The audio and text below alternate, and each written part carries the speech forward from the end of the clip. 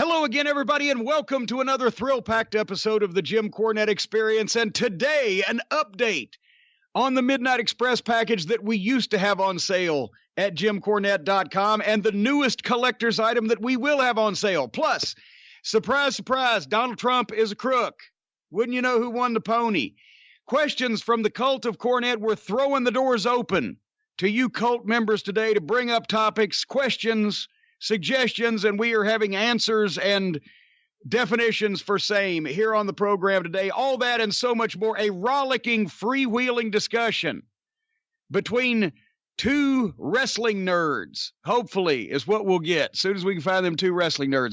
The other nerd, the king nerd, the head nerd, Hawaiian Brian, the podcasting lion, the king of the Arcadian Vanguard Podcast Network, Mr. Co-host to you, Swammy's pappy, the post office playboy, Susie's favorite boy, the proprietor of the French Toast Chateau, trademark, and all-around wonderful guy, friend to furry woodland creatures, the great Brian Last. Aloha, Jim. And what a fine pleasure it is to be here again for, what did you call it, a rollicking, free-balling episode? No, not free. We're not doing the underwear spots on this episode. It's the freewheeling discussion. And hold on, I got lightheaded from that introduction that I gave you.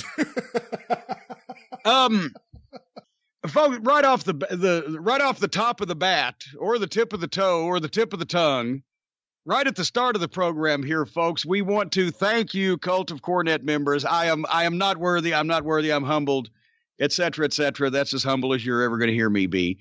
But the Midnight Express 35th anniversary Ultimate Experience package that went on sale at jimcornette.com on Monday morning, sold out on Monday afternoon. Basically, 50 of the packages, including the scrapbook, the autographed pictures, the letter of authenticity, the 2-disc DVD, and the contribution to American Cancer Society, priced at $449.95. What we did was I didn't want to break the website like I did last time, just in case. So I didn't mention a specific time. I said, if you look on sale on Monday morning, or on the website on Monday morning, it'll be on sale on Monday morning. Well, then I'm figured with time zone changes and, things, this will be spread out.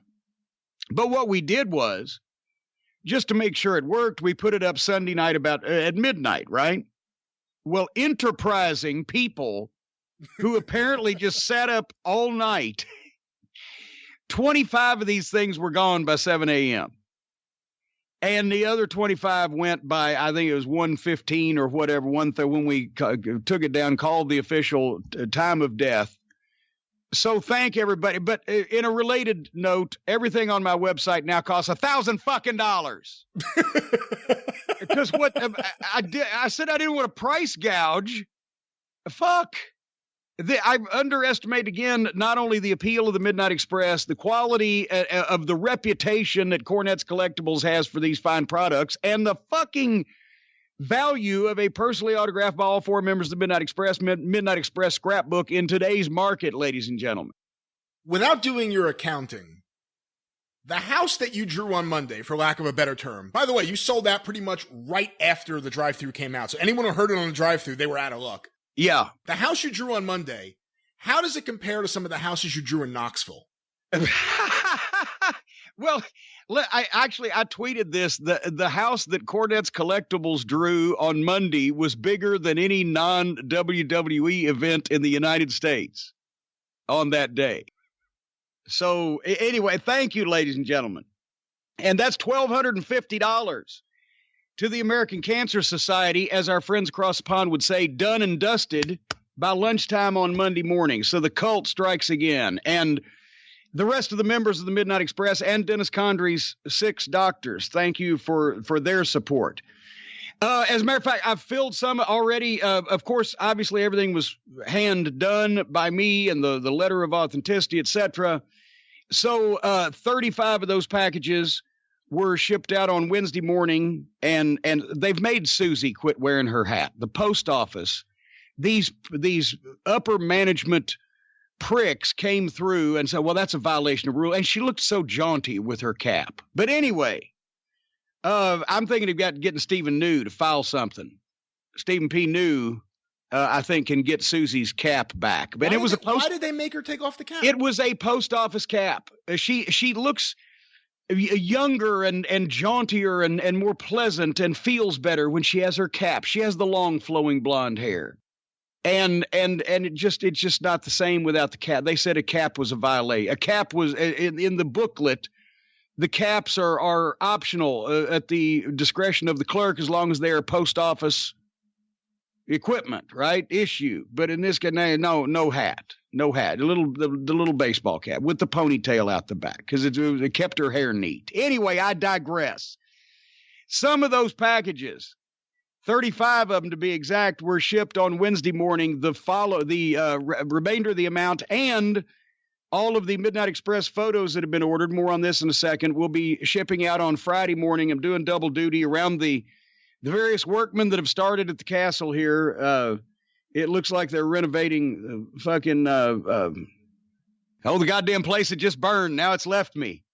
Notre Dame. Anyway, it looks like they're renovating Notre Dame Cathedral around here. I'm having work. It's the season again. But anyway, everything else is going out on Friday. And although the packages are sold out, you can still get the Midnight Express reunion pictures, all 4 members, personally autographed, with a $5 donation to the American Cancer Society, or the Eaton Lane Cornette combination, just like we did Dennis's trio a few months ago. Now we're doing the Eaton and Lane combination, $5 to American Cancer Society. Those are at jimcornette.com. Just click on collectibles and go to the 8x10 section, and you're going to see them a mile away.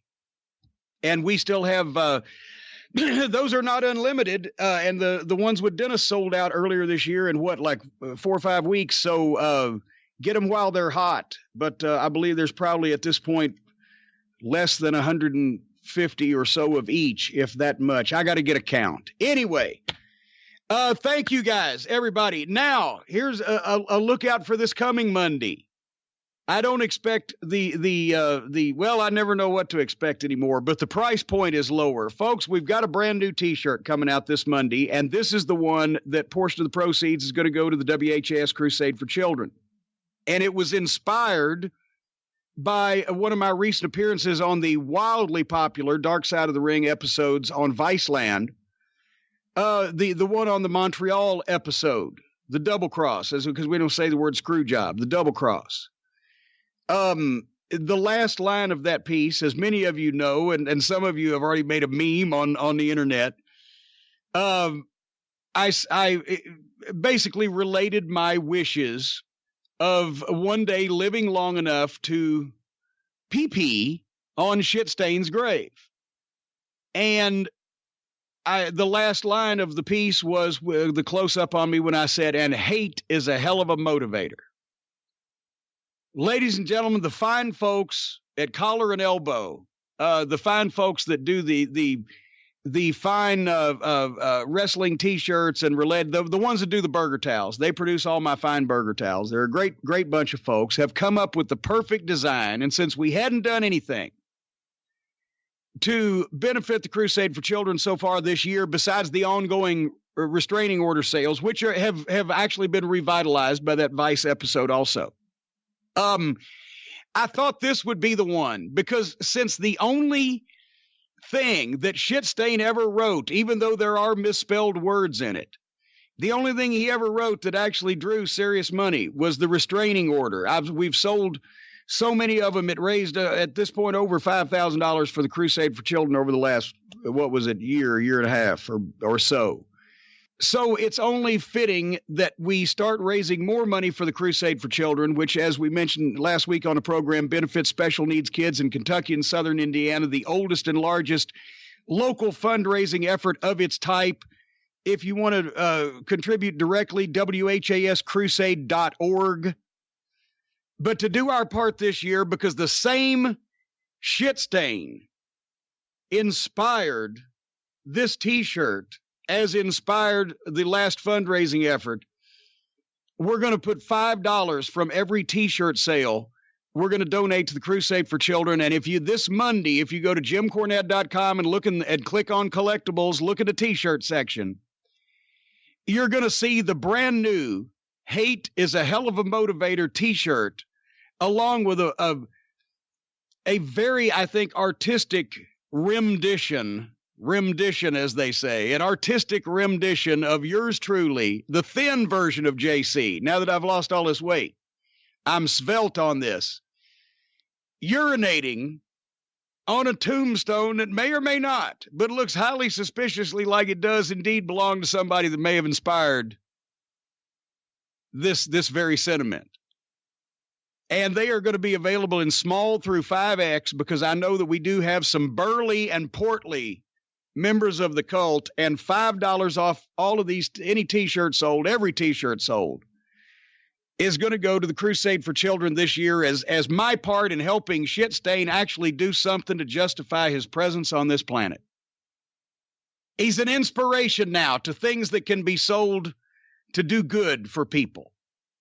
So that's going to be this coming Monday, May 13th, and the Crusade for Children, of course, the telethon takes place here in Louisville on WHAS radio and television and every media outlet in town on June 1st and 2nd, WHAScrusade.org if you want to give directly. And we all appreciate your support. Do we not? Brian, what size can I put you down for? I don't really wear t-shirts too often.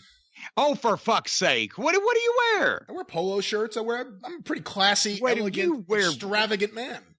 Extravagant? Now, when you are just sitting around the fucking house with a bowl of fucking pretzels in your lap, watching TV and scratching your balls, you're wearing a polo shirt. I never have a bowl of pretzels. And yes, I'm wearing a polo shirt or maybe a button-up shirt. Why would you wear a button-up? Well, that's just that's weird to just wear a button-up shirt around the house. Are you telling me you don't wear a tuxedo to breakfast? Well, only if I've been wearing it since the previous night and something distracted me. Okay. All right, anyway, here's where you can see me not wearing a tuxedo or a button-down shirt, for that matter. If you see me wear a button-down shirt, it's going to be a nationally broadcast televised event. But May 18th, which will no TV on this event, folks. I will be in Richmond, Virginia, as we've been talking about. I want to thank my friend Jeff Katz for having me on News Radio there in Richmond a couple of days ago. And he's going to be actually a part of the live VIP Jim Cornette Q&A experience as hosting the proceedings. And Jeff and I we should be the morning radio team at WABC. We got the patter. I wish he didn't have these big broadcasting contracts so he could come and be my co-host and do anyway. So anyway, on May 18th in Richmond, Virginia. Hello? Is this thing still on? Not for long. Not for long. Anyway, Richmond, the two-man power trip podcast folks are having their third annual convention and fan fest. I will be there all day from like 9 o'clock to 3 o'clock at the Fan Fest with the Midnight Express, all three members, Eaton, Lane, and Condrey. And then we're going to segue right into the VIP experience, which I understand if they sell about 6 or 7 more tickets, they have to either cut it off or find a bigger room. So that's the warning that I've gotten. So get in while you fit in, as they say. And you can obviously go to jimcornette.com and click on events and find Richmond on May the 18th, and it'll give you more of the information. But hurry. June the 1st, Milwaukee / Waukesha, Wisconsin. I will be coming to sample your cheese and smell that dairy air in Milwaukee, Waukesha. Shut up now. For MLW, we're televising taping. You've got me so fucking frazzled I can't form a cogent simile. We are taping television for BN Sports for Major League Wrestling Fusion on June 1st up there in Wisconsin. We want you to come along with us on that journey. And also watch me every Saturday night, 9 o'clock Eastern on BN Sports. And Selena De La Renta, she has had more press lately than the fucking Mueller report. She's all over everything. 22 years old. She is the Hispanic Tammy Fitch. She's don't say that. What? No, because there's nothing. Tammy Fitch. Well, that's true. Never did anything. Was a fine performer and never did anything wrong.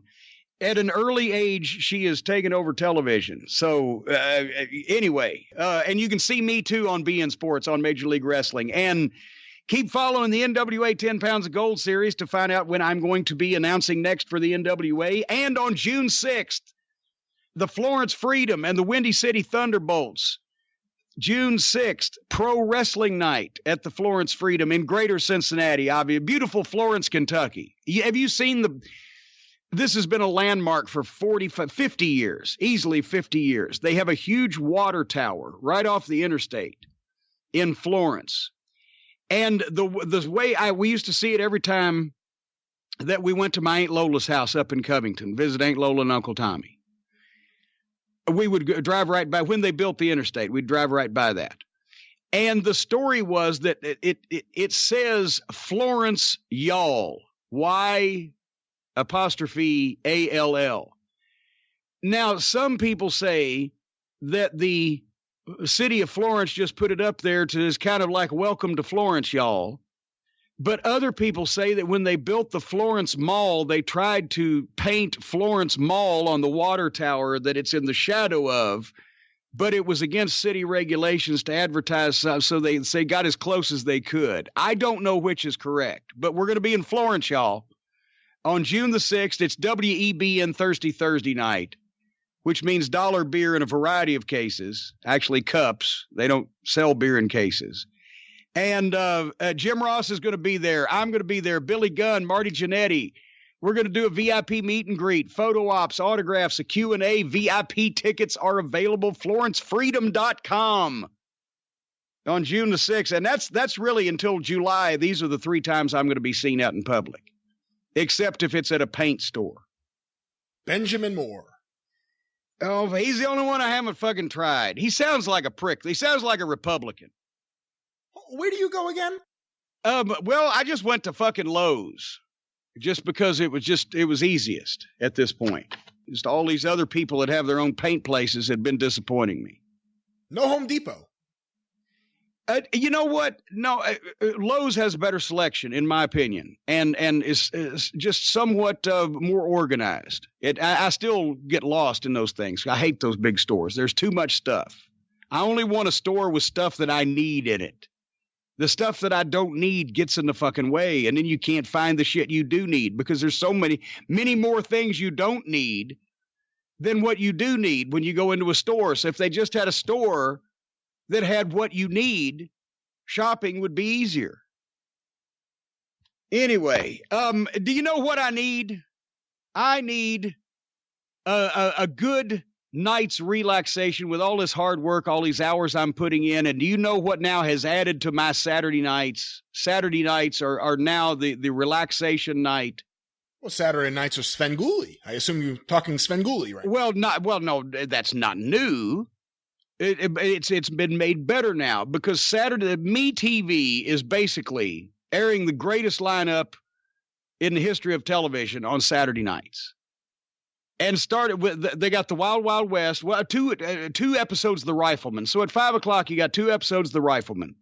Then you got the Wild Wild West from 6 to 7. I'm not a Wonder Woman fanatic. I wish they'd slip that one out and rotate it from 7 to 8. But then Svengoolie 8 to 10. Then there's Star Trek, right? Then Lost in Space and the Time Tunnel and all night, all these other programs that we've been talking about. But guess what's on now at midnight? I don't actually know what I think they may have taken Battlestar Galactica out. I don't know what they took out, but nevertheless, guess what's on at midnight? I don't know. The Invaders. Oh, get out of here. They must have taken Battlestar Galactica. Get out of here. Okay, well, I'm going to leave then. No, and for those of you who are not aware, and this is midnight Eastern now, folks, but on your local MeTV affiliate, and if you're outside the bounds of the United States, and you're fucked. Well, you're actually probably happier than we are now, but you're fucked for seeing this show. But on MeTV Saturday nights, midnight Eastern, The Invaders with Roy Thinnis playing David Vincent. This television program scarred me when I was a child. And I will tell you why. Yeah, please. Well, you didn't ask, but I'm going to volunteer it. I'm bearing my soul here. Because the fucking show, it's a Quinn Martin production. And for those of you folks who are not fans of old-time television and you're going, what the fuck? Quinn Martin was the production company that did all of the cop shows and the detective shows in the late 60s and early 70s. Cannon with William Conrad and Mannix. Was Mannix? Yeah, Mannix was a Quinn Martin. Anyway, a lot of the Barnaby Jones, whatever the fuck. But they branched out into science fiction and they did The Invaders. Roy Thinnis plays David Vincent, this guy who just on a late night drive pulls over to get some sleep in a remote, out of the way place on a back road and inadvertently witnesses a spaceship land and now knows that there's fucking people out there and what the fuck's going on. And he goes to the cops. Of course, they think he's crazy.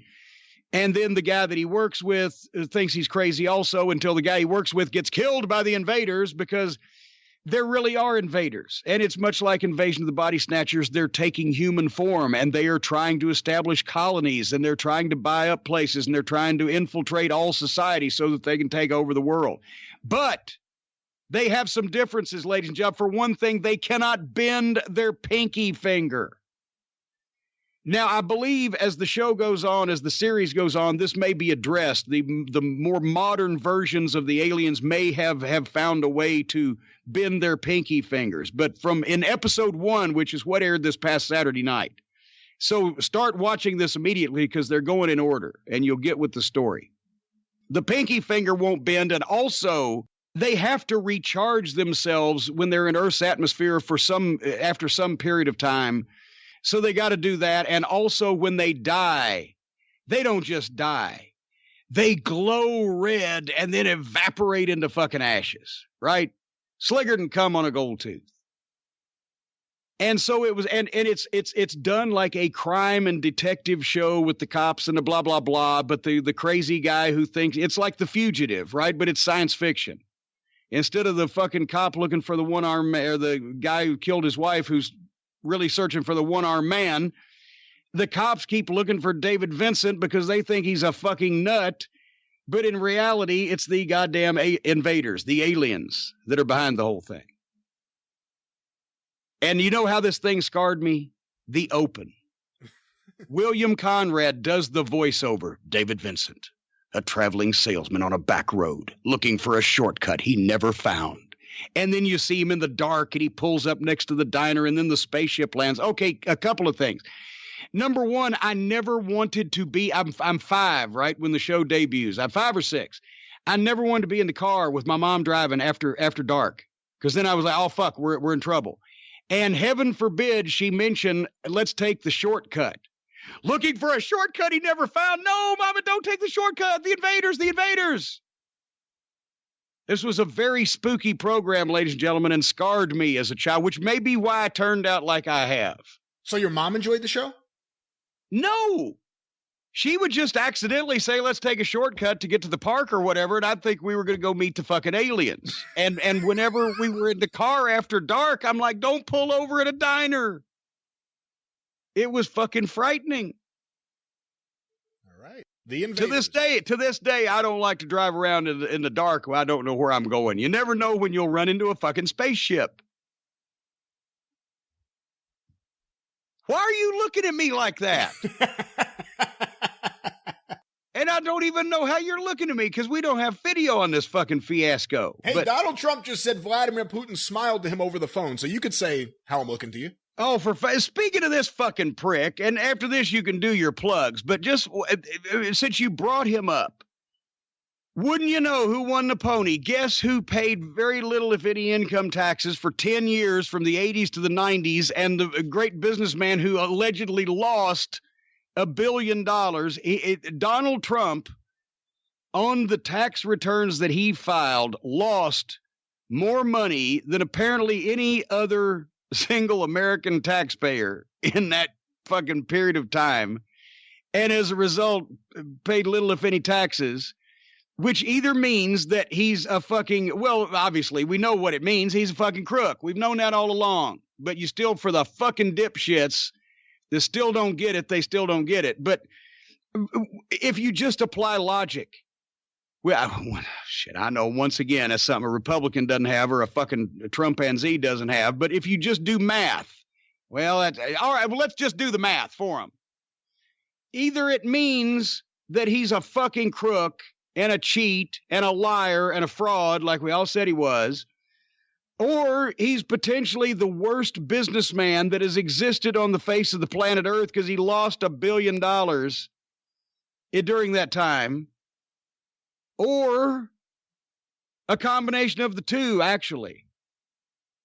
Because he was, yes, taking advantage of the tax code in a spectacular fashion, but also he was falsifying shit because, as we know, every time he lost money, his father made money, and that was their fucking scam, and it went to second and third parties. As the promoters used to say, we ran it through the separator first.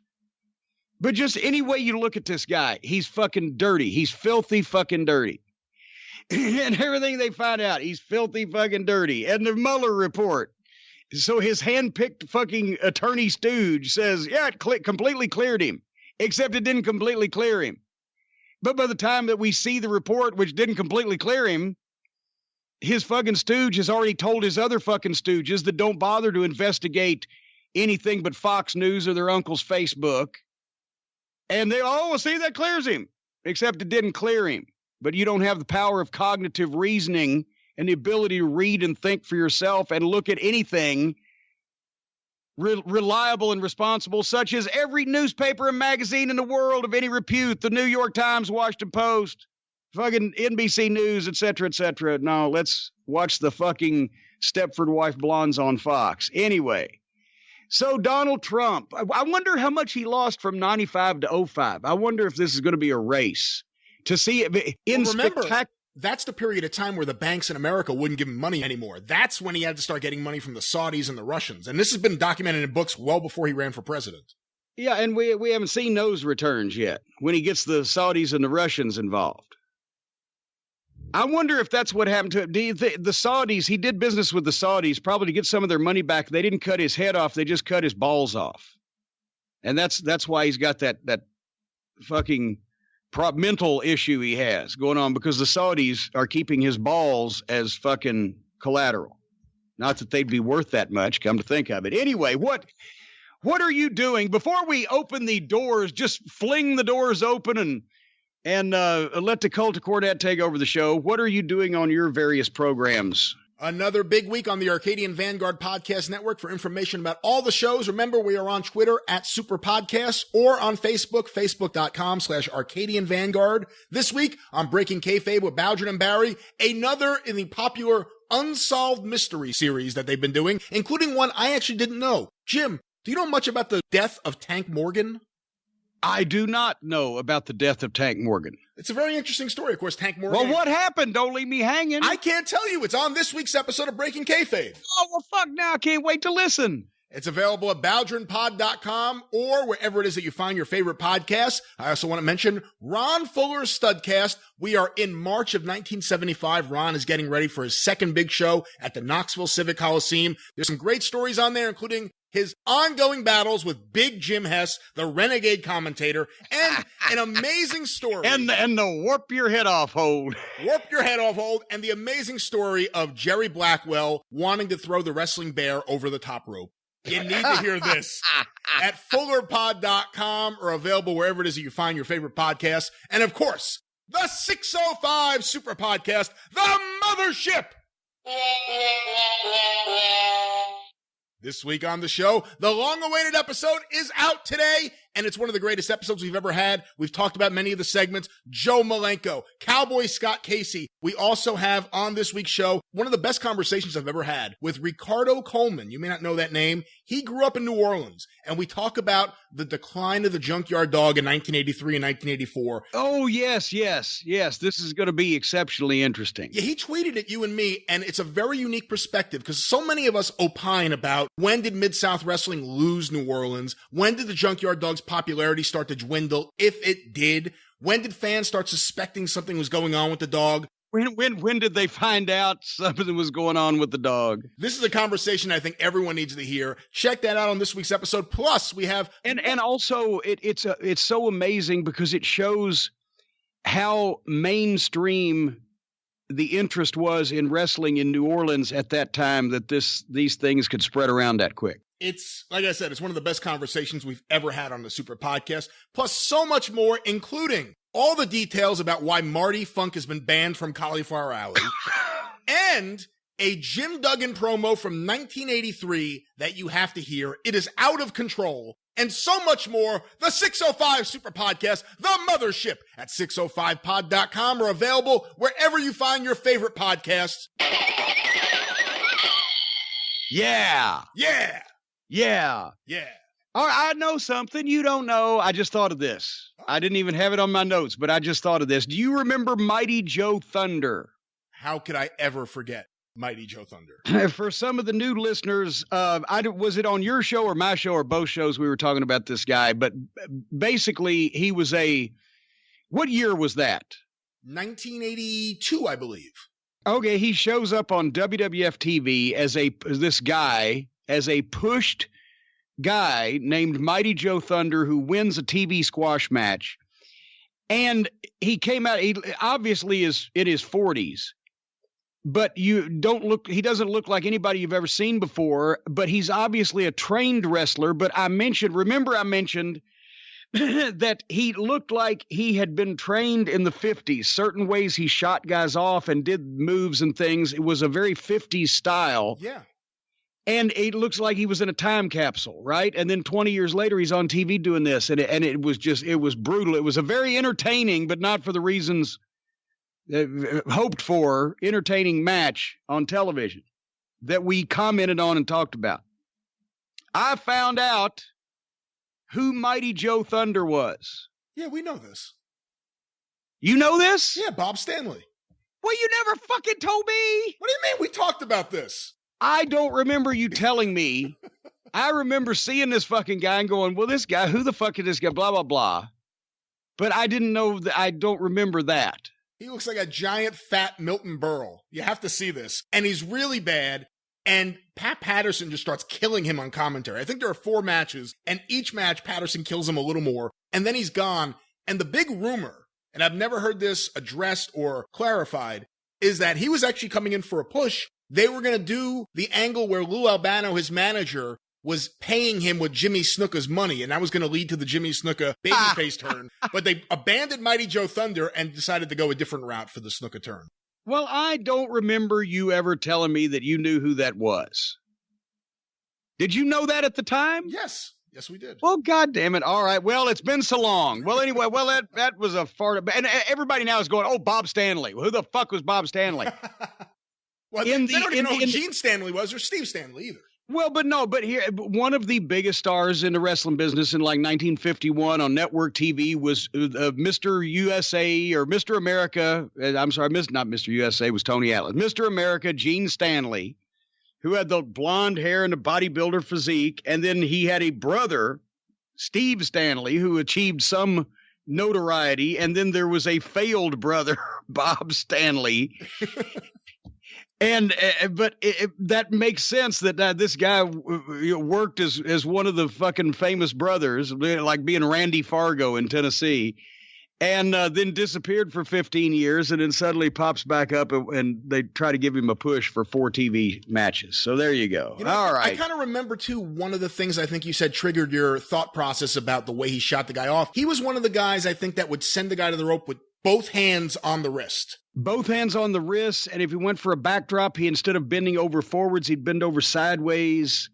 And just there's a 50s style that if you watch enough 50s wrestling, you will kind of see in the way they did broad arms and punches and things. It's just a little bit different because they were kind of still figuring out how to work a lot of that stuff that looked really good and standard when television came along, because it's TV, even in those days, was harder to fool. So some things had to be changed and done differently. You know, it's funny. I remember talking to Don Leo Jonathan about it because he was there when TV was introduced in several markets, including New York. And I asked him, I said, were a lot of guys afraid of TV? And he said, yeah, there were. He wasn't. He was younger and he was progressive thinking, but there were guys that thought wrestling would get killed by television. Oh, yeah. Well, not only in terms of, possibly seeing through things or something happening in front of a lot of people to expose the business, but also that if they can watch it for free at home, why would they come out and buy a ticket? And In some cases, in some places, periods of time, that has been true, but only with oversaturation and, well, all the things that we've talked about, in modern times. TV ended up, the first boom of TV created a ton of new fans because they could actually see that they wanted to see this shit live. I mean, it's the same thing that made us fans, but on a massive scale. The first time that a lot of people had ever seen pro wrestling, it was a big spectator sport in obviously the 20s, 30s, and 40s, but it wasn't, it wasn't like 1 out of 3 or 4 people can see it in the United States, which is what the ratings were for wrestling when it first came on television, because there may be 2 stations. Your big choice was which of the 2 stations in a major city you might watch, right? So if wrestling was on, you were watching it. So it made a ton of new fans. And in some cities, both stations had wrestling because there were obviously various wrestling shows on various channels. You had the Dumont Network. You had the wrestling out of Washington, D.C., the wrestling out of Texas, the wrestling out of Los Angeles. There were various shows. And workouts. Yeah, that's right. Out of Los Angeles. They did them in Chicago, too, according to Waylie, I believe. Did they not? They had something on almost every night of the week in Chicago, something to do with wrestling. Those old issues of Wrestling As You Like It, or Waylie as you called it, are fascinating because it doesn't just break down all the angles and have reports from various other places. A lot of people forget, like, Newark, New Jersey was its own little territory for a while. They have all these breakdowns, but you realize they were running shows in and around Chicago every single night of the week. It's kind of amazing to see just how frequently they were running and how many guys were working there. Yeah, one night would be Rainbow Arena. One night would be Marigold Arena. One night might be that Cicero Stadium that MLW runs. The big show was at International Amphitheater. But you'd have in Chicagoland, as they say, you'd have live shows 4 or 5 nights a week with the top names. So it was paradise. Here's a name. Anyway, here's a name from those issues, and then I'll let you move on, that you never hear anyone talk about, but apparently he was a big star there. Benito Gardini. Oh, yes. What did they call him? The little flower? Was that the little flower, Benito Gardini. And the Italians loved him, obviously, right? And that was one of those things that with that television in Chicago and the population, he was a star working the Chicago metropolitan area at one point every night of the week. But, those magazines also are cool because they have actual gate figures and information, because back then it was the places that had athletic commissions and that were reported and the newspapers reported. And, the promoters actually liked to brag at that point when they're a $60,000 house, that's like fucking $400,000 a day or whatever. So they would brag about that type of thing. And a lot of the publicity would talk about how popular wrestling was in these markets, so you could see what the business was actually doing. Very cool. A lot of the early issues also have the Jim Barnett gossip column. Sometimes it just says by JB. It doesn't even say Jim Barnett. And it's always like, and I flew into Minneapolis and I had dinner with Vern. And then I went to his family and we went to the show. It's just all this gossip. It's pretty funny. Well, any news, any scoops? My boys, all my beautiful stars. Look at all my beautiful stars. Anyway, here are a couple of emails that I've gotten recently. I thought we might discuss this because I actually just watched this movie when it was on that he was talking about. Peter writes, Jim, love your work. You recently answered a question on the drive-thru about your favorite wrestling movies and documentaries. And we talked about Memphis Heat and et cetera, and the Dark Side episodes and all this stuff. He says, have you seen Night and the City, the 1950 original? It's a great film noir with Richard Widmark and has a really cool, seedy wrestling story set in London. Check out this description of an extended wrestling scene in it. Quote, the film contains a very tough and prolonged fight scene between Stanislaus Zbyszko, a celebrated professional wrestler in real life, and Mike Mazurki, who before becoming an actor was himself a professional wrestler. Founder of the Cauliflower Alley Club. Exactly. And Peter finishes, I guess the surname was then used by Larry Zbyszko as a tribute. First of all, I forgot everybody doesn't know that.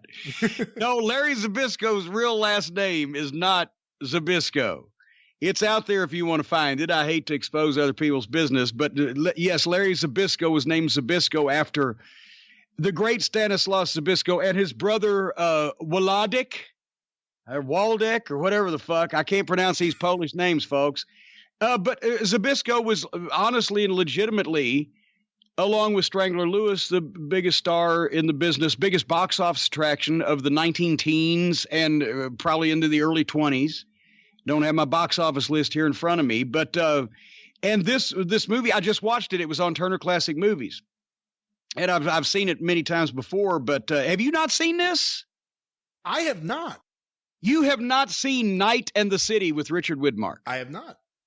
One of the great, basically, Richard Widmark is an American. He's a con man and a fly-by-night shyster type that's always living off this woman, and he's always trying to look for a few dollars to promote something or get into some kind of business or something. And he lucks into seeing an opening in the wrestling business in London, All-In Wrestling, because that's what they used to call before the Admiral Lord Mount Evans rules and everything, when they actually got fucking crazy over, with the All-In, as Toots Mont used to call it, the slam bang Western style wrestling, meaning all the crazy bullshit pro wrestling would do. In England, they got heat for it, and it got, to be somewhat of an unsavory pastime until they brought in the Admiral Lord Mount Evans rules, which Adrian Street used to quote, and made it more scientific. And that's how the World of Sport style was developed, because they had to concentrate on wrestling and competition and athleticism and stuff in the ring like that, rather than the crazy shit. But anyway, so he gets a chance to, because the promoter of this crazy All-In Wrestling is the son of the legendary Gregorius, the wrestling champion played by Zbyszko, who decries this fucking farce, this cartoon wrestling. You can just see Lou Thez or George Gordienko or anybody in this fucking park. It is an abomination, this cartoonishness and this shysterism of wrestling. Anyway, so Richard Widmark signs up Gregorius to run opposition with his new protege, Nicholas, who's a clean wrestler, against Christoph, who is running the All-In Wrestling promotion. But Christoph is figured in with the mobster that Richard Widmark is trying to get to back him. And the mobster's girlfriend is secretly fucking around with Richard Widmark. And so you got betrayal, you've got criminality, you've got violence. And then once you get past the wrestling, you've still got... So you said this is All Elite? This is AEW? No, quit now. I'm not talking. I'm talking about Night in the City. But anyway, and finally, the climactic scene. I don't want to spoil too much of it for people that are interested, but it does involve Mike Mazurki as the Strangler. He's the fucking basically he's the champion of the All-In group, and Richard Widmark tries to make the big match between Nicholas, the clean guy, and the champion, the Strangler, the champion of the All-In group, and stab Gregorius in the back. But Gregorius jumps in, does a run in, and basically here's Stanislaus Zbyszko and Mike Mazurki, who Zbyszko is one of the biggest names in the business, 35 years previously. Mike Mazurki was a pretty fair name as a pro wrestler in the 30s and 40s before he became an actor, and now everybody knows his face. And he did start the Cauliflower Alley Club, but it is... They're obvious. They're shooting in the movie, but they're shooting in the style that you can see that they would have used to work a believable, convincing match in the 20s and 30s. So, whereas you usually see wrestling scenes from like Man on the Flying Trapeze, the W.C. Fields movie in 1935, where they have a wrestling scene, it's guys being silly because that's what the director wants.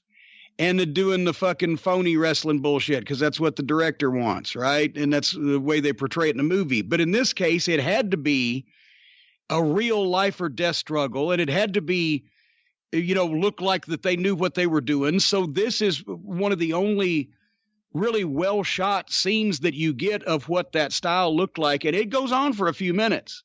And I mean, of course, there's some cinematicness to it also, but it's not just a static shot, but these fucking guys, they could make their fucking headlock takeovers believable. Let's put it that way. And it's dramatic at the same time. So it's cool. Yes. very and it's a very film noirish fucking thing. Hey, on the topic of movies, I've never asked you this. It just came to me while you were talking about that, and I caught this on TV a few years ago. What's the story with Box of Moonlight, where they shot in Johnson City when you were doing a Smoky Mountain show? Oh, good Lord. It was an independent film. I think they had one name in it, and I can't remember what his name was. Sam Rockwell. I don't even think that's the name I was thinking. The lead in the thing, he was an actor that somebody would have known 25 years ago or whatever. But anyway, this is 25 years ago, and off the top of my head, I know the company contacted us because they were going to be shooting in the Smoky Mountain area. The story took place in that part of the country. One of the guys was a wrestling fan in the movie, and they didn't want to basically have guys having a fake match to be part of the storyline. They wanted the guy's favorite wrestler to be facing somebody on television, and it could look like real wrestling. So in all honesty, basically we didn't have to expose the business on our part. What they did with it after that was up to them, but all we had to do was tell people in Johnson City at Freedom Hall one night that Buddy Landell had gotten up, because this was when he was a babyface. This, I believe, so this got over even better. Buddy Landell had gotten a part in a movie where he played, I don't know, Captain America, whatever the fucking guy's name was. And he was going to be having a match in this movie with whoever the fucking heel was. And I think we had one of the headbangers, I'm thinking, be the heel because he was a heel, but also he wasn't anybody that had anything to do with Buddy in any program or anything.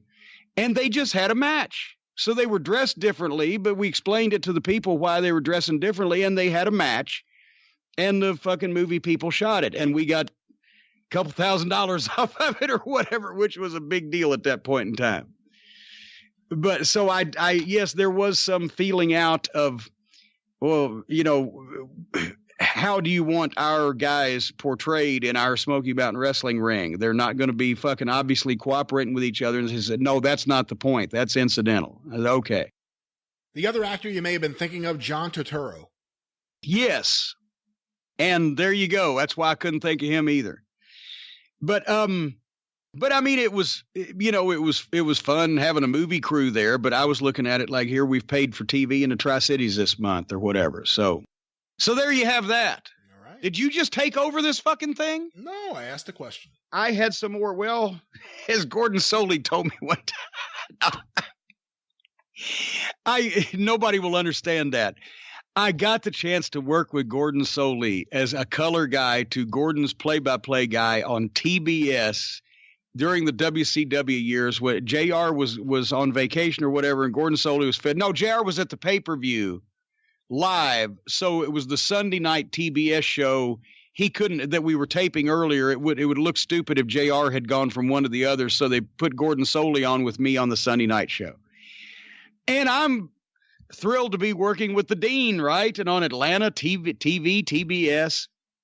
So I said something during the course of one of the matches. I asked him a question. Well, Gordon, do you think so-and-so should do such or whatever the fuck it was? I don't even remember now. But Gordon just kind of looked at me sideways like he might if you had a turd hanging out of your mouth, and continued calling the match. And then we went to break. He said, don't ask me questions. It throws me off. Because, I mean, that was in the later days of, when I think Gordon, if he'd have had a phone in his hand, he did the hotline commercials. If we could have got a shot of a hand holding a phone and just put it up in the corner in a box on the screen, Gordon phoned in a few of those during the last few years. And I don't blame him, because if I thought about fucking finding a payphone around there sometime myself every once in a while. Anyway, I have another email from a member of the Cult of Cornette down in Alabama, Adam Broach, who you may know from the East Alabama News Service. They were narrowly missed being the host news service to set the scene for Kolchak the Night Stalker, the TV series, instead of the independent news service in Chicago. It was going to be the East Alabama News Service. Just they missed it by just that much. Did you hear that? Oh, Did you ever hear about that? Yeah, it was in all the papers. Kurt Brown named his cat Kolchak. Well, that's kind of cool, actually. Yeah, I thought so too. And by the way, I used to watch that on Meat TV. Well, there you go. It's still on Sunday nights. Sunday night, Monday morning. You got to stay up. You got to have no job and stay up late watching cartoons like Dutch Mantel. No, anyway. Aloha, Brian and Jim. Jim, do you recall November 18th, 1985? When Jim Crockett's promotion came to Memphis, a bloody and brutal bunkhouse match at the Mid-South Coliseum featuring Jerry the King Lawler, Dusty Rhodes, Magnum TA versus Ole Anderson, Arn Anderson, Tully Blanchard. One report says this event grossed $37,000. Do you recall Jarrett and Lawler doing business with Crockett during this time? The bunkhouse match is the brainchild of Dusty. Is it not? So would Dusty have booked this match? If the gate did gross $37,000, was this close to a sellout, or what would a sellout be at the gate in 1985 at the Mid-South Coliseum? Jerry Calhoun was the referee. Calling the action for TV was Randy Hales and the late Lance Russell. And actually, God damn it, hold on. I wonder if my cord is long enough that I can. No, it's not. Can you hear me, Brian? I can hear you. I can't hear you anymore. Thank God. I assume he's getting his Midnight Express book that is now not for sale. You now? Okay, here he is. I had to go get my Midnight Express book. I know you would have had no idea what I was doing. None whatsoever.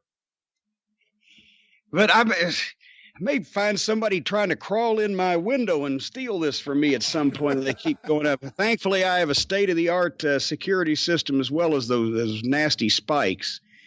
But anyway, yes, I do remember it because it was part of the time when Crockett was doing co-promotions with some of the other territories that he had been doing business with. In that 84-85 period was Pro Wrestling USA, and then they couldn't all agree on that. But then Jerry Jarrett wanted to be involved with a few other people because he'd already been doing the thing in Dallas and trying to consolidate that territory. No, I'm sorry. This was before Dallas, but he'd been doing business with the Pro Wrestling USA group. And at any rate, there were some co-promotions. I think Jarrett's is the only territory that Crockett did co-promotions in that he eventually didn't buy. And Don Owens, I think, got some, but he went out of business. But anyway, what was the date of that? The date we're looking for, the magic date, November 85. November 18th. Yes. Well, you know why he knows what the fucking gate was, $37,000, because it's in my book. Here was the thing. When did they do the big house in Memphis? That had been previous.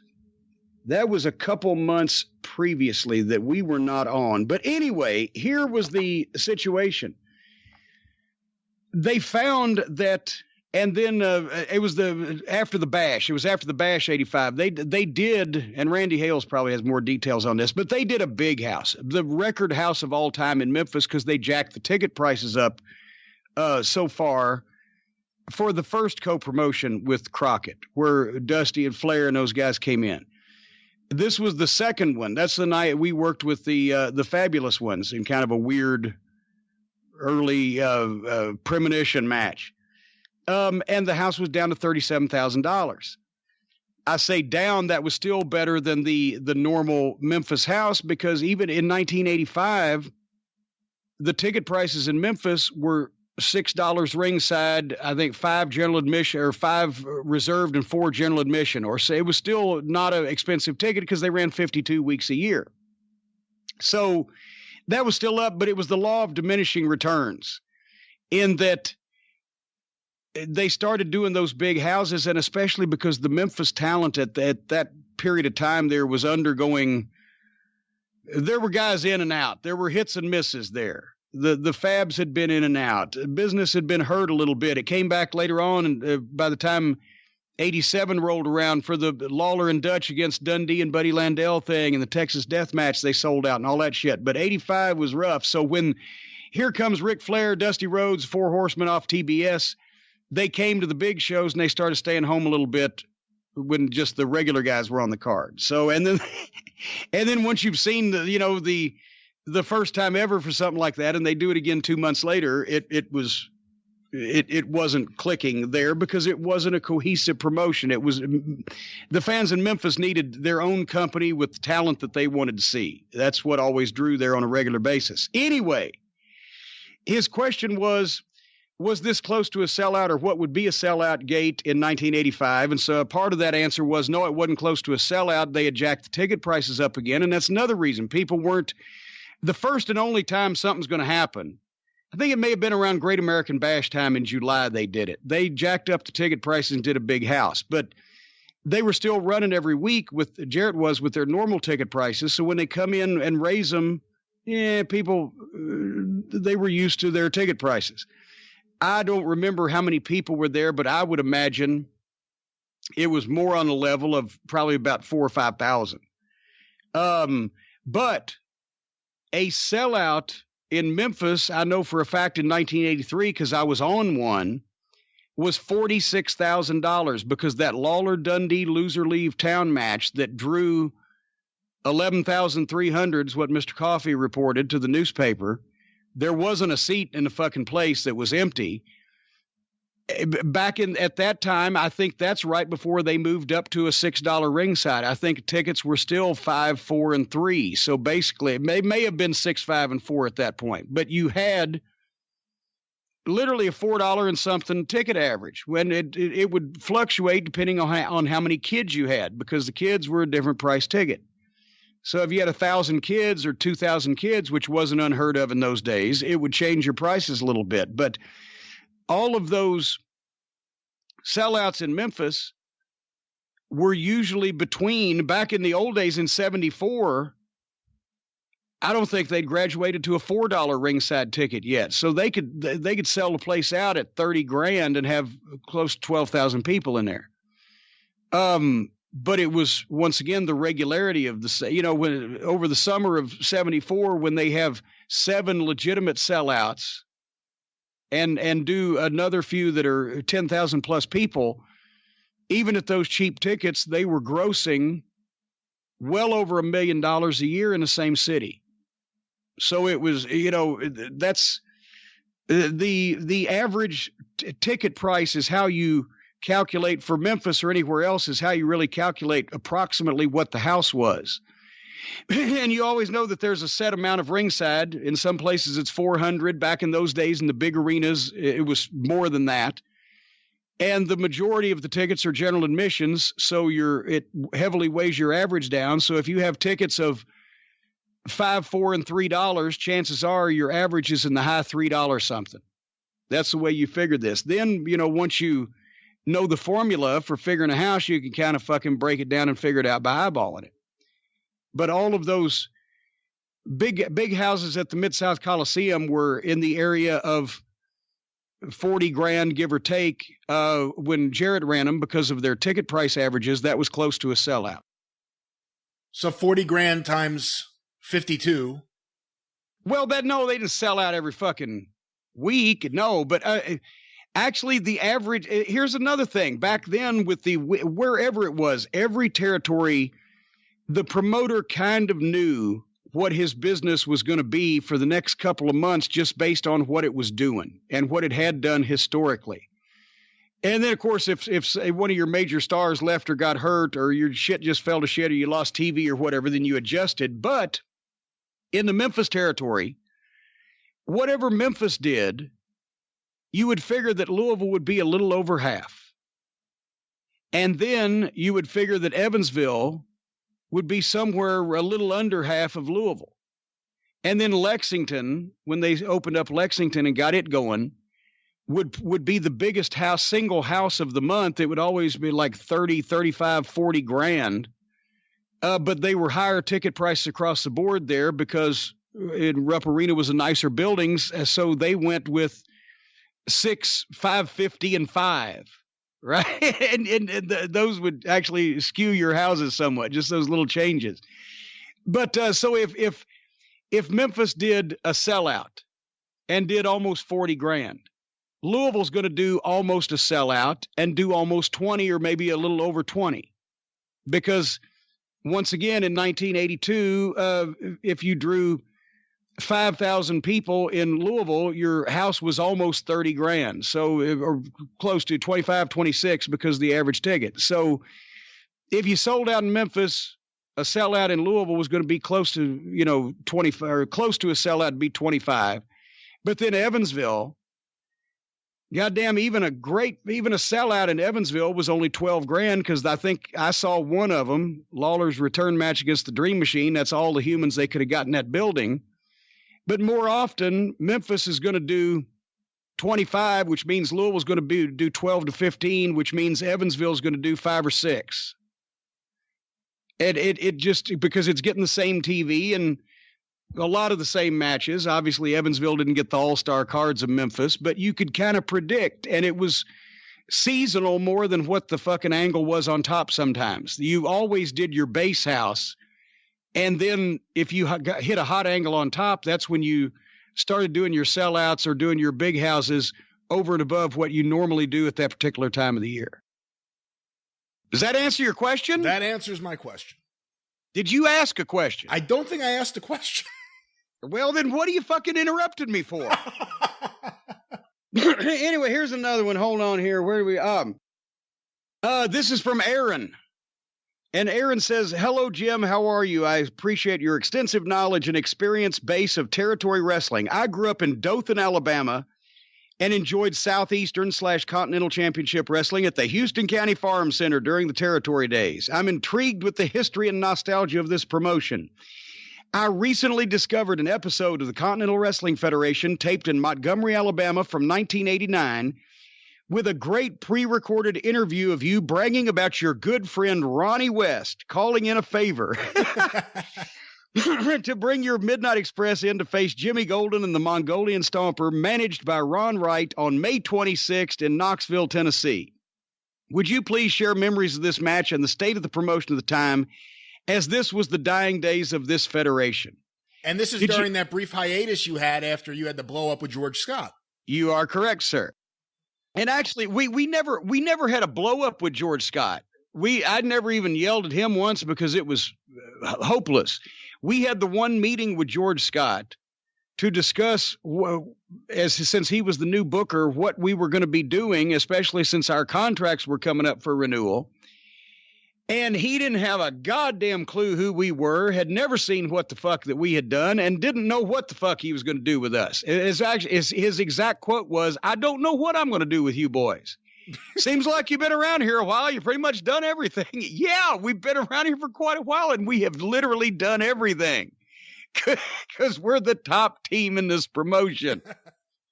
And so we talked to him. We went to Jim Ross and told him that we would be given our notice, and not even given our notice. We would just not be re-signing contracts. And because JR was the one who was the driving force behind the booking committee that took over for George Scott after they fired him.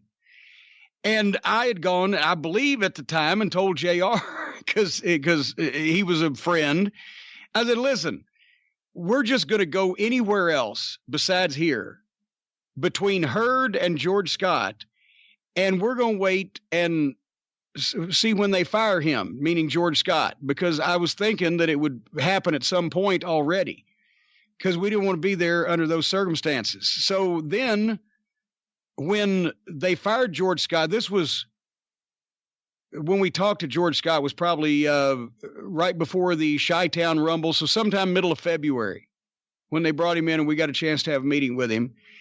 And we were going to finish up, I believe it was like April 10th, maybe the 15th, because the Superdome Clash of Champions with Flair and Steamboat that died in the ratings because he didn't promote it was April, the first week of April. So I'm doing this in my head, by the way. So we told everybody we will not re-sign our contracts and we are going anywhere else in the world except a place with George Scott in it. In the middle of February, we were supposed to finish up the middle of April. They fired him the first week of April and had asked us to come back before we actually left. is where I was going with that. So in one of those weird twists of fate, we got asked to come back to the company that we hadn't actually left, but we still had to leave first for two reasons. Bobby had a bad knee. He needed to rest up. I needed a brain ring out because I was about fed up after that thing with the whole angle with the original Midnight and Paul Lee they had gone sideways with, and that whole George Scott fiasco and working with the fucking people we had to work with and put them over, et cetera, et cetera. Right? So we said, we're going to take 2 months off and we'll come back in June. And as it turned out, that was for the World Tag Team title tournament. So that worked out. And that's, of course, that's when I had started dealing with Jim Herd and developed a whole new hatred for him. But we were gone for 2 months so that we could rest and relax. And we had booked a couple of things in Continental Wrestling. When we knew from the mid-February, we knew we were going to be off. Bobby had told Dundee, because it was his father-in-law at the time, and Dundee was booked. Bill Dundee was booking Continental. So he asked, could we come over for some dates? He wanted us to make Knoxville and Dothan, I think it was. Because we did do, was it Dothan or Montgomery? One or the other. I'd have to look at my book. But anyway, we mainly did Knoxville, and then we either did Dothan or Montgomery for Continental. The one I was really excited about was Knoxville, because in the other end of the territory, they were using different talent. I think we worked with Jimmy Golden, but his partner was the Stormtrooper, because in Knoxville, we worked with Jimmy Golden and the Mongolian Stomper, and Ron Wright was in their corner. Because Ron was working in Knoxville, and Archie Stomper had a job at that point with Sheriff's Department, so he was only working the north end of the territory. But that's the one I really wanted to do. We were doing a favor for Dundee, so we went over for an agreeable rate, and he flew us over and everything. But I wanted to work with, and no disrespect to Jimmy Golden, because I was a fan of his too. But nobody really left an impression on a 14-year-old fucking wrestling fan like the Mongolian Stomper, right? I mean, fuck. The first time he was here, I was still just a fan ringside, and I was scared of him as the guy people in Detroit were of the Sheik or anybody, anywhere, right? Because it was the fucking Mongolian Stomper. And the next time he came back to the territory, I had started taking pictures, but I don't even remember whether I actually approached him at that point. I was still mainly taking pictures of baby faces because they were the ones that sold, right? I don't know if I approached the Stomper because I may have been kind of a little bit smart, but I wasn't that smart that I thought that Stomper was somebody I needed to talk to. So I ended up, when he was over here in 78 and 79, I knew that he wouldn't eat me, but I still never relaxed around him, right? This is one of my mark out moments. We're going to get to work with the fucking Mongolian Stomper. And he still looked the same, and he looked so fearsome. Plus, the deal was, not only was Dundee booking, but old Bob Polk from Knoxville, who used to have used to run the Coliseum, but also used to help out with Ron's Southeastern Wrestling. Bob Polk was doing part of the promotion then, and et cetera. So he had said, why don't we do an in-ring debate with Jim Cornette and Ron Wright, which I still have the VHS tape on my shelf up here. And it was shot with a fucking camcorder, right? In a cavernous and mostly empty Knoxville Civic Coliseum, but you can almost hear everything. But that was just because to work with Ron Wright in Knoxville, it's like going in to work with a Lawler in Memphis or a Dusty in Florida or a fucking whatever. It was a big fucking, so yeah, I did that.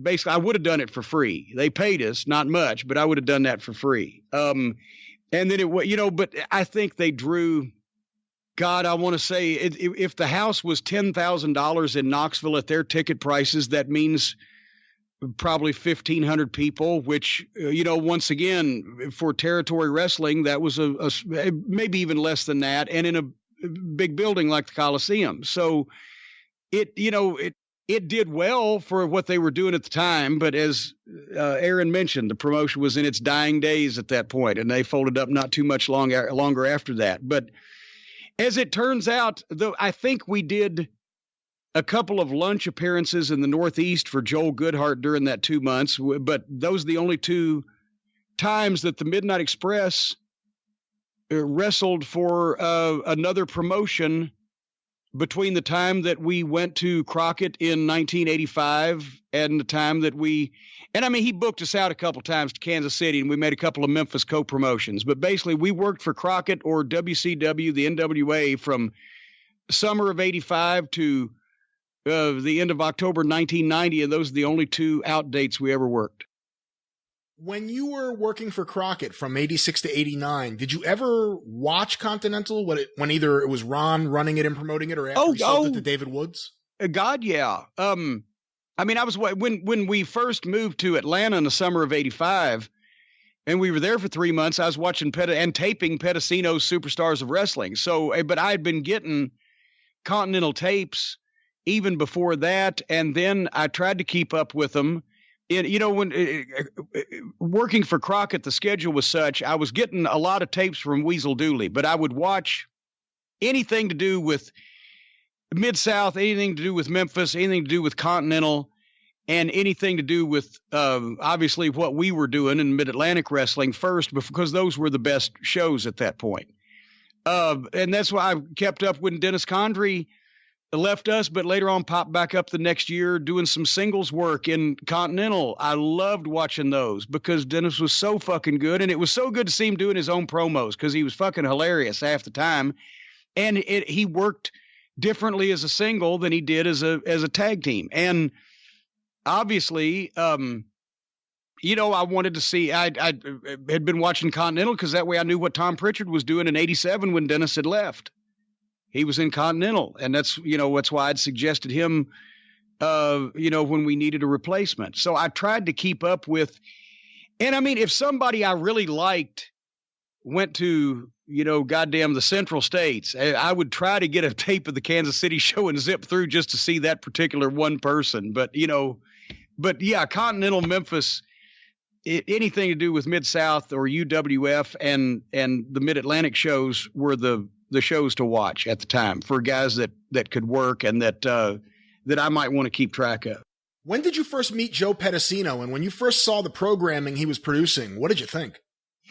I met him way after I first saw the program because I moved to Atlanta and saw the summer of 85, but he wasn't working with WCW at the time. So I saw him on TV a lot before I ever met him. But then I, met him and I saw, I don't guess I'm telling tales out of school. I apparently had a long and happy relationship, but Bonnie Blackstone became his co-host on the air by winning a contest that they ran on the local TV that aired the Superstars block to find him a co-host. And she won the contest, and then they became a couple from working together. Life imitated art. So Imus met his wife. She won an on-air contest, I think. Well, it's going around. But anyway, but that was cool to be able to watch. What I would do, honestly, is it was a nice break after we got away from, after we escaped from World Class. No, after we left World Class in Dallas, we had the one thing about the Dallas territory, even though the money had been less than half what we were making in Louisiana, the trips were also less than half the length. And we had a couple of days off every week, right? And that we needed that as a rest after the schedule we had in Louisiana. We might all just burn out and fell apart. When we moved to Atlanta, that's where Crockett had absorbed the Atlanta office and had a crew working out of Atlanta and then a crew working out of, obviously, Charlotte, where he'd been based all those years. Since the rock and roll was in Charlotte, Dusty wanted to keep us apart for 6 months, so he based us in Atlanta so that we could be the heel team that basically, got over and went over and did all our shit on the Atlanta territory guys, and the rock and roll could be beating all the Charlotte territory guys. Well, they ended up they said, we'll leave you in Atlanta for 6 months. So we got apartments in Atlanta starting in the 1st of July. Well, by October, they said, fuck Atlanta. It's cost too much. We're just bringing everybody else. So we moved up to Charlotte. But for 3 months, most of the time on Saturdays, we were in fucking Columbus, Georgia on Saturday night. So that's only an hour and a half. So we'd actually shoot Atlanta TV at the TBS studio from, say, 9:30, 10 o'clock until 12:30, 1 o'clock in Atlanta. And then we would be able to drive back to our apartment, get our bags, sit down for a minute, then go to Columbus. I'd set my VCR. I'd be back from Columbus, which wasn't a 2-hour drive, before midnight. And I would order a Domino's. I'd have a big fucking jug of soft drink. And I would not only watch the TBS tape, but I would also then run the tape back and watch. I had 2 VCRs going, right? Because this was 8 hours. And I'd zip through 6 hours of Superstars and 2 hours of TBS by about 6 a.m. on Sunday, because Sunday was usually our day off. And if it wasn't, we were in Marietta, so I could sleep late. And I'd catch up on that. Went away when we moved to Charlotte and started making all those ridiculous towns and those schedules. But in the summer of 85, I was well up on all of the territories. What were your favorites? I just told you. Well, you told me, but like when you were watching Florida, did you like it? Or well, okay. And here's the thing. And Florida is in there also, except by that point, Florida was not what it once was. Eddie Graham had killed himself in January of 85. So if you're saying pick the best television shows from 1982, I would go Mid-South Wrestling, Mid-Atlantic Wrestling, Florida, and Memphis, and then either pick it between Georgia and maybe, well, not Dallas yet, not till 83. So, but anyway, but then by 85, you have to go Memphis, Continental, Mid-South, and Mid-Atlantic. And Florida just was not the same. When Eddie Graham killed himself, you were in Dallas already? Yes, January of 85, so we just got to Dallas. Do you remember when you heard the news, how you heard the news, and if there was any reaction at all from, I know you weren't around Fritz that much at that time, but just from anyone in the office? Honestly, I may have read about it in the Observer first, because news didn't travel that there was no internet. If it hit the right mailing cycle on the Observer, you might hear something before you hear it in the locker room if you've been gone a couple of days. I'm sure I either heard about it in the locker room or by reading the Observer within, probably 4 or 5 days after it happened. But I don't remember anybody. Gary Hart may have been the one to bring it up, because he was hooked up with everybody. See, Dennis wasn't really talking to anybody who was going to give him that much gossip. Bobby wasn't. I was in the car with them most of the time. I hadn't developed all my network of connections yet. So sometimes it would be a couple of days, unless it was somebody that we were personally involved with, when you heard whether anybody died or not. But with something like that, it probably would have been the next time or two that I went in the locker room, I would think. When you were on the road or later on at Smoky Mountain when you were just so busy, did you have a routine with the Observer? So many of us who got the print edition, we would curl up when we get it and read the whole thing. But what was your routine when you would get the Observer? No, only in recent years when I've been semi-retired, it would usually be in the mail when I came back from the weekend, wherever that weekend had been. And I would be faced with, do I actually go to sleep now, or do I read? Sometimes I'd sit up and read it. Other times I'd wait till the next day, or sometimes I'd stick it in my bag and take it on the road because I wouldn't have time. But whenever the first open 2 hours came that I would read the Observer, but I don't know when that would be.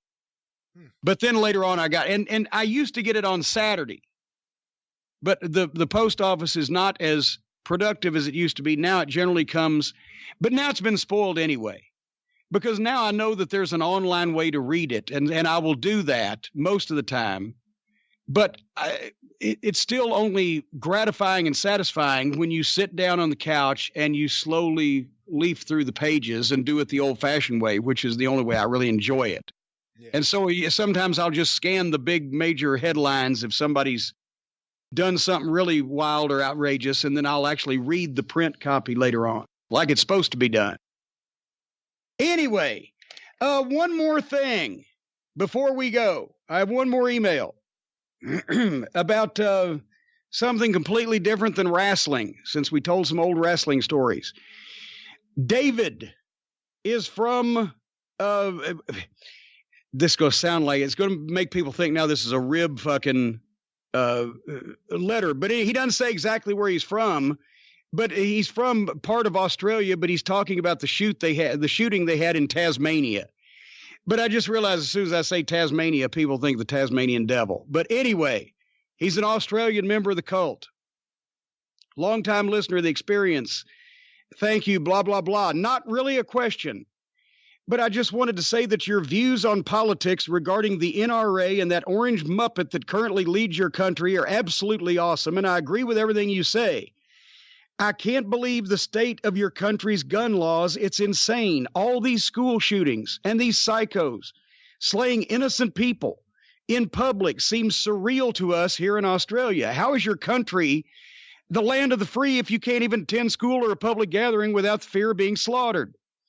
You're probably aware of this, but during the 90s here in Australia, a psychopath named Martin Bryant killed 35 people and injured 23 others while they were dining in a restaurant in Port Arthur, Tasmania. At that point, our prime minister at the time, John Howard, who was the leader of our right-wing Liberal Party, the equivalent to your Republican Party. Now, see, it's weird. The Liberals over there are the Republicans, but you get the drift. He's the prime minister, the equivalent of the Republican Party, announced a national gun buyback scheme where the government paid the public to bring their high-powered firearms to facilities where they would be destroyed. The vast majority of Australians complied, as we collectively didn't want to see another massacre in our country. The terrorist organization, the NRA, doesn't have anywhere near as much political influence in Australia when compared to the USA, which is why the buyback scheme worked.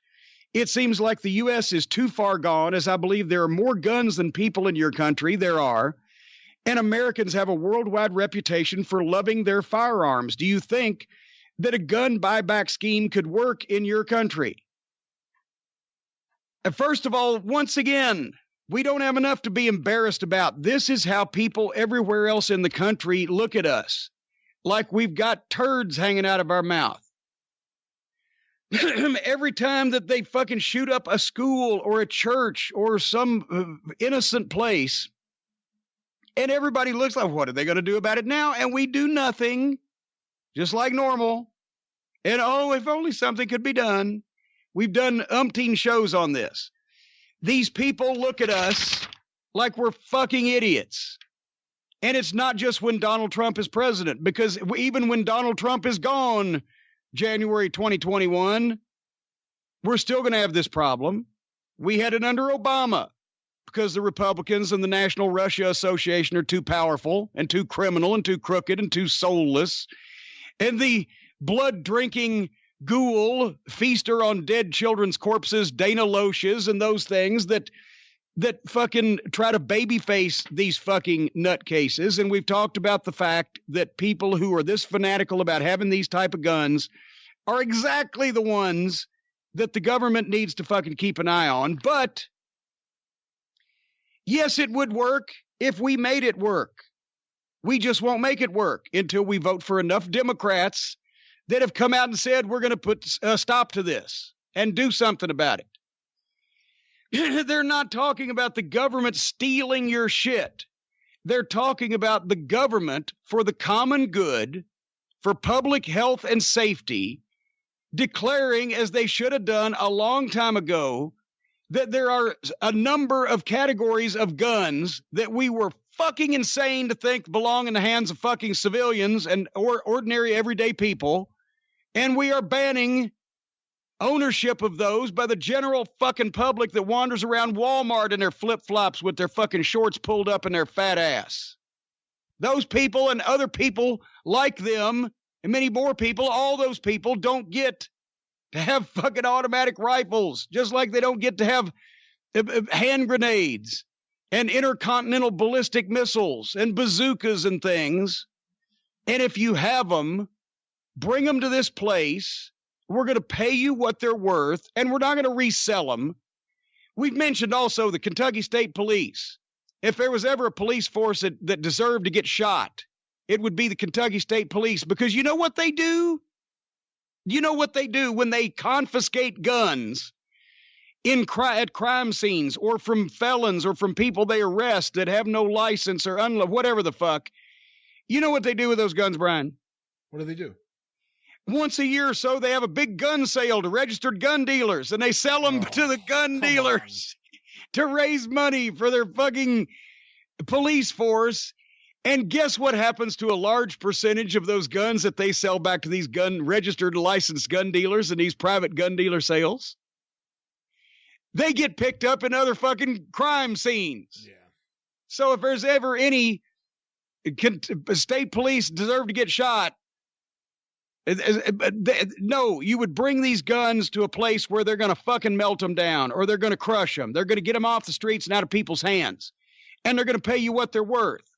And they're not picking on you, little Dennis the Menace. It's not just you that can't have nice things. Nobody can, because they can't be trusted with them. That's why we've outlawed it for the public good. That's your goddamn answer, little Dennis, for why you have to turn in your fucking gun that you got this big fetish over, that you would rather see a bunch of fucking elementary school children have their brains blowed out and their guts rolling down the fucking street so you could keep having this fucking gun and play militia and play Rambo or play whatever you're playing in your fucking head. This is what these people could be told. They could be handed some money and told to go away.